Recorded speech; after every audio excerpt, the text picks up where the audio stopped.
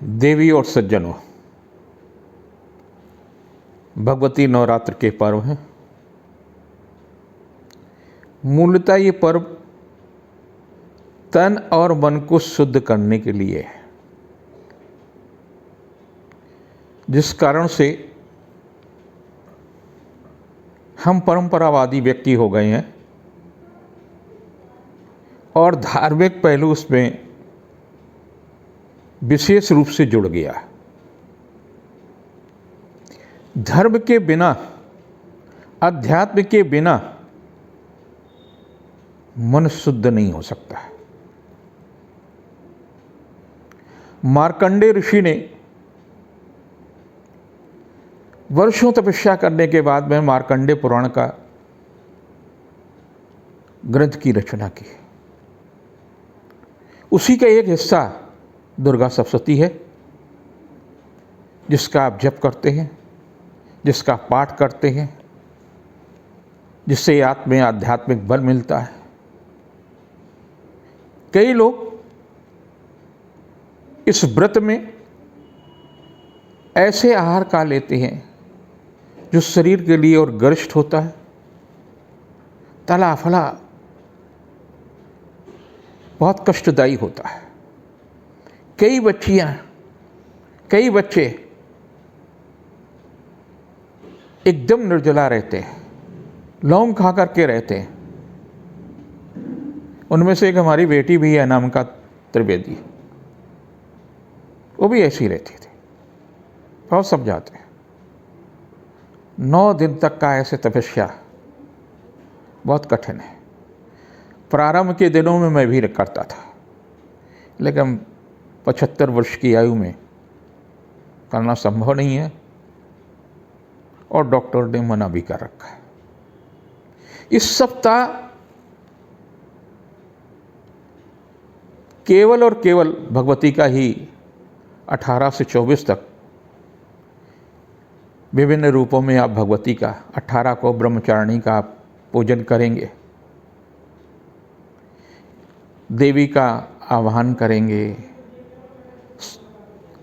जो बड़े पंडाल लगते हैं वहाँ मूल नक्षत्र में सरस्वती का आह्वान करते हैं और सरस्वती का पूजन करते हैं, महाकाली का पूजन करते हैं, महालक्ष्मी का पूजन करते हैं।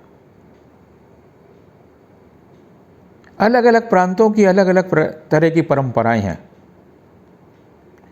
लेकिन ये पर्व मूलतः ऋतु पर्व है।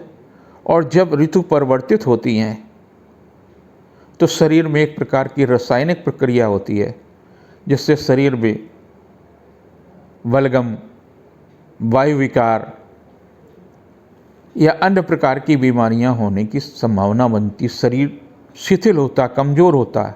और जब शरीर कमज़ोर होता है तो आप पर वायरस प्रभावी हो जाता है। कभी वायरस डेंगू के रूप में आता है तो कभी वायरस कोविड-19 के रूप में आता है। तो शरीर को मजबूत अवश्य रखें, इस कारण से इसे फलाहार कहा गया। ये जो व्रत है इसमें फल के आहार ज़्यादा लीजिए।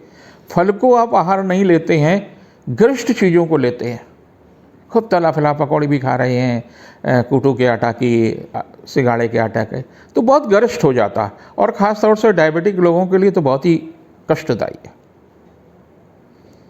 जिनकी राशि मेष है इस सप्ताह में, उनके लिए काफ़ी संवेदनशीलता का माहौल रहेगा। मांगलिक कार्य में भी हिस्सेदारी रहेंगे। चल या अचल संपत्ति के मामले में भी आपके लिए लाभदायी है। 18 को तुला यानी दाम्पत्य जीवन के लिए काफ़ी अच्छा है। अगर आपके विवाह में कुछ विलंब या बाधाएं हैं तो उस दिन जो है आप ब्रह्मचारिणी का पूजन करें। उन्होंने भगवान शिव को प्राप्त किया था। आपका इस दाम्पत्य जीवन के लिए भी अच्छा होगा। 19-20 तनावपूर्ण तिथियां। स्वास्थ्य के प्रति विशेष रूप से सचेत रहने की आवश्यकता है। कुछ भी ऐसा न खाएं, कुछ भी ऐसा न करें जिसके कारण से आपका स्वास्थ्य प्रभावित हो जाए। 22-23 काफ़ी महत्वपूर्ण है। भाग्यवश सुखद समाचार मिलेगा, कुछ व्यवसायिक सफलता मिल सकती है, पिता या धर्म गुरु के कारण सहयोग मिल सकता है, देव दर्शन यानी किसी मंदिर में जा कर के देवी के दर्शन भी हो सकते हैं। 23-24 आर्थिक रूप से भी अच्छा होगा, शासन सत्ता से अगर कुछ सहयोग लेना चाहते हैं तो उस दिशा में भी सफलता मिलेगी। वृष राशि पर पहले से ही राहु देवता विद्यमान है। आपकी एनर्जी, आपकी जो ऊर्जा है उसको खींचते हैं, तो आपको अतिरिक्त ऊर्जा चाहिए। तो इस सप्ताह आपको फलों पर विशेष रूप से ध्यान देने की आवश्यकता है। ताज़े फल, मौसम के फल अधिक से अधिक खाइए। आपको स्वास्थ्य से संबंधित कोई परेशानी न हो। 18 को कुछ न कुछ तनाव मिल सकता है, पारिवारिक मिल सकता है या स्वास्थ्य का मिल सकता है, लेकिन 19-20 काफ़ी अच्छी है। व्यवसायिक सफलता भी मिलेगी, जीवन साथी का सहयोग भी मिलेगा। 22-23 को सावधानी रखने की ज़रूरत है, और ख़ास तौर से 22 को। 23 और 24 काफ़ी महत्वपूर्ण तिथियां हैं, उसमें सुखद समाचार मिलेगा, यश कीर्ति में वृद्धि होगी, रुका हुआ कार्य संपन्न होगा, स्वास्थ्य में भी सुधार होगा। जिनकी मिथुन राशि है, यूँ तो आपकी राशि पर शनि के साथ लघु कल्याणकारी ढैया चल रहा है, लेकिन फिर भी इस सप्ताह जो सबसे ज़्यादा कष्टदायी स्थिति हो सकती है, बुध आपके राशि का स्वामी है, वो बकरी भी होगा और अस्त भी होगा, आर्थिक समस्याएं भी देगा और निजी सुख में व्यवधान भी देगा, यानी बीमारियां भी हो सकती हैं। तो संवेदनशीलता के प्रति ध्यान रखिए। त्वचा के रोग के प्रति, वायरस के प्रति आपको विशेष रूप से सचेत रहने की आवश्यकता है। 18 को बुद्धि कौशल से किया गया कार्य संपन्न होगा, संतान के संबंध में सुखद समाचार मिलेगा।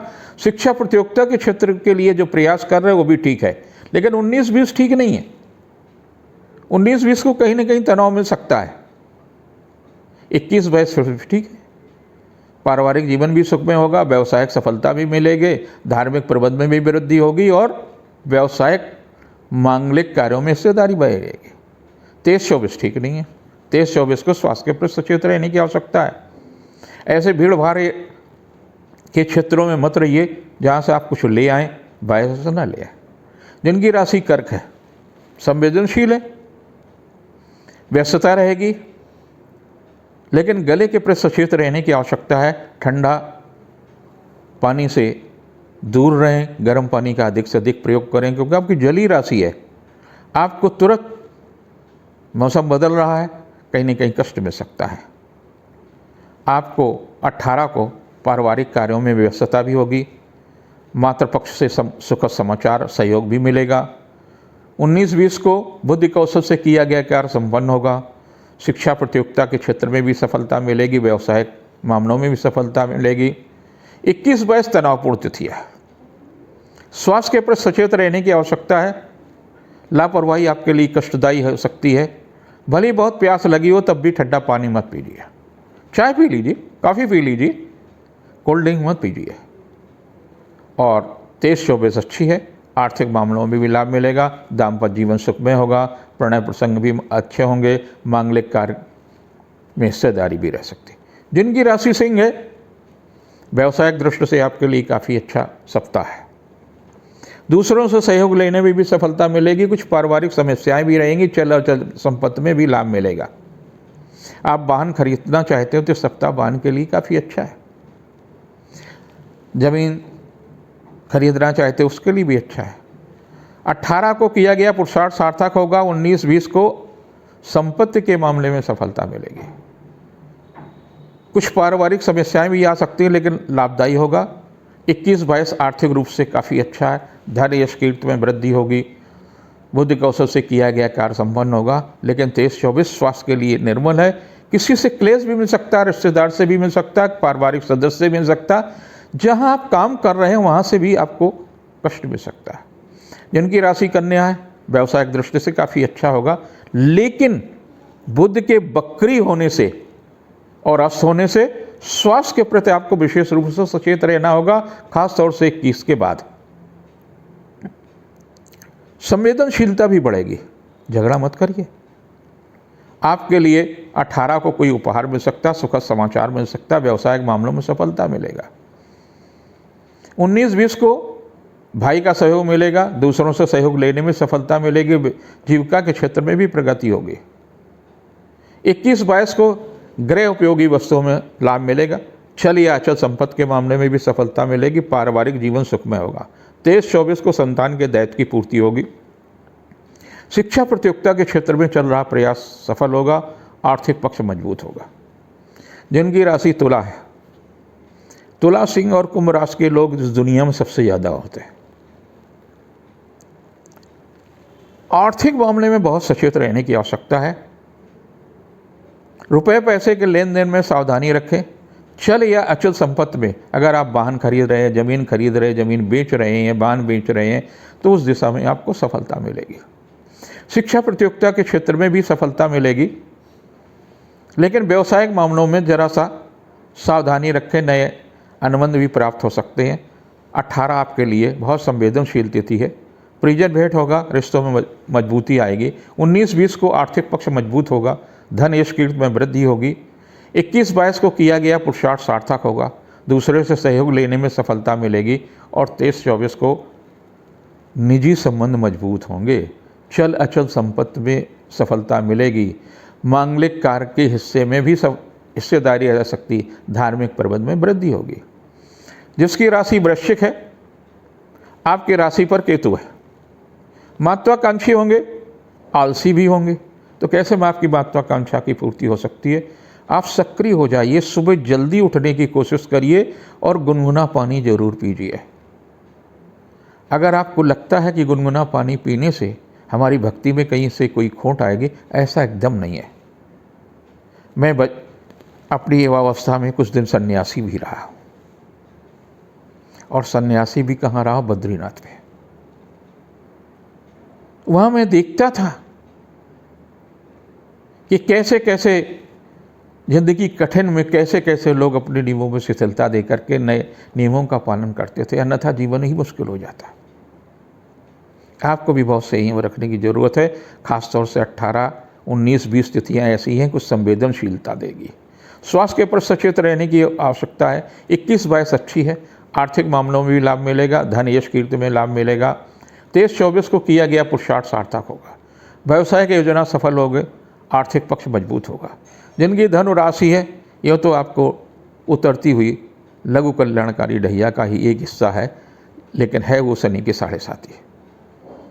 कुछ न कुछ देगा, भक्ति में भी मिलेगा। मांगलिक कार्य की दिशा में अगर आप लगे हुए हैं, विवाह के दहलीज पर खड़े हैं, तो उस दिशा में भी कुछ रिश्ता बन सकता है। प्रणय संबंधों में भी लाभ मिलेगा, नया अनुबंध प्राप्त करना चाहते उस दिशा के अंदर भी लाभ मिलेगा। 18 अच्छी है, संतान के दायित्व की भी पूर्ति होगी, रिश्तों में मजबूती आएगी। लेकिन 19-20 तनावपूर्ण तिथि है, स्वास्थ्य के प्रति सचेत रहने की आवश्यकता है, आर्थिक मामलों में भी जोखिम न उठाएं। 21-22 को संवेदनशीलता रहेगी, लेकिन रास्ते बनेंगे, कार्य करने की क्षमता भी बढ़ेगी। लेकिन 23-24 बहुत ही महत्वपूर्ण तिथियाँ हैं, आर्थिक पक्ष मजबूत होगा, धन यश कीर्ति में वृद्धि होगा, रिश्तों में भी मजबूती आएगी। जिनकी राशि मकर है, आपकी राशि पर यूँ तो शनि की 7.5 चल रही है और शनि राशि पर ही है। न्याय अपने बच्चों के प्रति भी कीजिए, समाज के प्रति भी कीजिए। दूसरा व्यक्ति आपके बारे में क्या सोचता है, सोचने दीजिए। आप उसकी क्यों चिंता करते हैं? क्योंकि आप ये सप्ताह कुछ ऐसा है कि अमुक व्यक्ति ने इस तरह के मेरे बारे में कमेंट किया, ऐसा छोड़ दीजिए, आप उसको स्वीकार मत करिए। 18 आपके लिए बहुत ही अच्छी है, पिता या धर्मगुरु से आपको सहयोग मिल सकता है, रिश्तों में भी मधुरता आएगी। 19-20 को संतान के दायित्व की पूर्ति होगी, शिक्षा प्रतियोगिता के क्षेत्र में चल रहा प्रयास भी सफल होगा। और 21-22 काफ़ी कष्टदायी है, स्वास्थ्य के प्रति भी सचेत रहने की आवश्यकता है। जीवन साथी के सहयोग में भी व्यवधान आएगा, कुछ उसके कारणों से भी तनाव मिल सकता है। 23-24 भी धार्मिक दृष्टि से अच्छी है, मांगलिक या सांस्कृतिक उत्सव में हिस्सेदारी रहेगी। जिनकी कुंभ राशि है, शनि की 7.5 आप पर ही है, प्रारंभ है। तो स्वास्थ्य के प्रति सचेत रहने की आवश्यकता है। राजनैतिक आपको सहयोग मिल सकता है, लोगों के साथ आपके रिश्ते मजबूत होंगे, लेकिन कोरोना का प्रभाव कम हुआ है, समाप्त नहीं हुआ है। इस बात का ध्यान रखिए। और आप संवेदनशील व्यक्ति हैं, जिस कारण से आप पर ज़्यादा प्रभाव हो सकता है, दूर रहिए। इस सप्ताह आप किसी अच्छे कार्यक्रम में भी हिस्सा लेंगे, व्यवसायिक भी सफलता मिलेगी, यश में भी वृद्धि होगी, उपहार सम्मान में भी का लाभ मिलेगा, ईश्वर की कृपा यानी देवी की कृपा के हिस्सेदार बन सकते हैं। तो 18 सुखद है। धार्मिक प्रबंध में वृद्धि होगी, उपहार या सम्मान में लाभ मिलेगा। देवी दर्शन अगर करना चाहते हैं तो वहाँ भी किसी मंदिर में भी जा सकते हैं, लेकिन डिस्टेंस का मेंटेन रखें। 19-20 को शासन सत्ता का सहयोग रहेगा, व्यवसायिक सफलता मिलेगी, यश और कीर्ति में वृद्धि होगी। 21-22 को संतान के दायित्व की पूर्ति होगी, उपहार या सम्मान में वृद्धि होगी, व्यवसायिक योजना फलीभूत होगी। लेकिन 23-24 ठीक नहीं है। स्वास्थ्य के प्रति सचेत रहने की आवश्यकता है। अधिक से अधिक समय अपने परिवार के साथ, अपने व्यवसाय के साथ में रखेंगे तो अधिक आपके लिए लाभदायी होगा। मन कहीं न कहीं अशांत हो सकता है। जिनकी राशि मीन है, आखिरी राशि है, स्वास्थ्य के प्रति भी आपको थोड़ा सा ध्यान रखने की आवश्यकता है, संवेदनशीलता है आपको, खास तौर से 18 को। 19-20 अच्छी है, धार्मिक प्रबंध में वृद्धि होगी, शासन सत्ता से भी सहयोग मिल सकता है, नई संपत्ति के मामले में भी लाभ मिल सकता है। 20-21 को शासन सत्ता का सहयोग रहेगा, पिता या घर के मुखिया का भी सहयोग मिल सकता है, आर्थिक पक्ष मजबूत होगा, नया अनुबंध प्राप्त हो सकता है, नई नौकरी मिल सकती। 23-24 को संतान के दायित्व की पूर्ति होगी, शिक्षा प्रतियोगिता के क्षेत्र में भी सफलता मिलेगी, जीविका के क्षेत्र में सफलता मिलेगी। ये सप्ताह मेरे सभी दर्शकों को, पद्मेश इंस्टीट्यूट ऑफ वैदिक साइंसेस से जुड़े हुए लोगों को, एस्ट्रो पद्मेश से जुड़े हुए लोगों को बहुत बहुत शुभकामनाएं। आपके लिए आने वाला विजयदशमी बहुत ही महत्वपूर्ण पर्व हो, देवी की आप पर कृपा हो, सत्य की विजय हो। आप जिस मार्ग पर चल रहे हैं सत्य के, उसमें आपको सफलता मिले, यही मेरी कामना।